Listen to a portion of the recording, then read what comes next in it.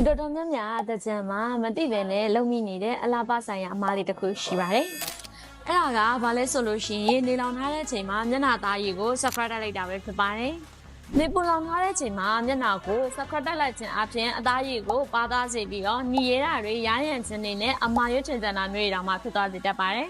။နောက်တစ်ခုအနေနဲ့ကဝက်ချန်တွေတခြား blog တွေထပ်တိုးလာနိုင်ပြီးတော့အသားရည်ကို sensitive skin ထီတောင်ဖြစ်သွားစေနိုင်ပါတယ်နော်။ဒီလိုအခြေအနေမျိုးမှာ subscribe တိုက်တာမျိုးမဟုတ်ဘဲနဲ့ရည်တဲ့များများပါတဲ့ mask မျိုးကတ်ပေးတာမျက်နှာသားရည်ညစ်တယ်ဆိုပြီးတော့ whitening ပါတဲ့ skin care တွေလိမ့်ပေးတာမျိုးမဟုတ်ဘဲနဲ့ရည်တဲ့များများပါတဲ့ moisturizer လိမ့်ပေးတာမျိုးတွေလုပ်ပေးတင်ပါတယ်နော်ပို့ပြီးတော့ထိရောက်ချင်တာမျိုးဆိုလို့ရှိရင် B47 မှာရှိတဲ့ facial treatment လေးတွေကိုလုပ်ပေးဖို့ရလဲအကြံပေးချင်ပါတယ်ရှင်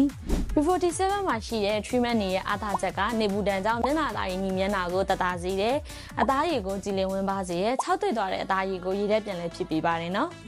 ကဲကိုယ့်ရဲ့သားကြီးကနေလောင်ထားတယ်ဆိုရင် subscribe တိုက်တာမျိုးမဟုတ်ဘဲနဲ့အရှိမပြပြခဲ့တဲ့ရည်သက်ပါတဲ့ mask မျိုးကတ်တာတွေရည်သက်ပါတဲ့ moisturizer မျိုးလိမ့်ပေးတာတွေကအိမ်မှာပဲအလွယ်တကူလုပ်လို့ရတာဖြစ်တဲ့အတွက်ကြောင့်အားလုံးလည်းအဆင်ပြေမယ်လို့မျှော်လင့်ပါတယ်အကယ်၍ကိုကပိုပြီးထိရောက်ချင်တာမျိုးဆိုလို့ရှိရင်တော့ B47 မှာရှိတဲ့မျက်နှာပိုင်းဆရာမလေးတွေနဲ့အသေးစိတ်တိုင်မြင်ဆွေးနွေးလို့ရပါတယ်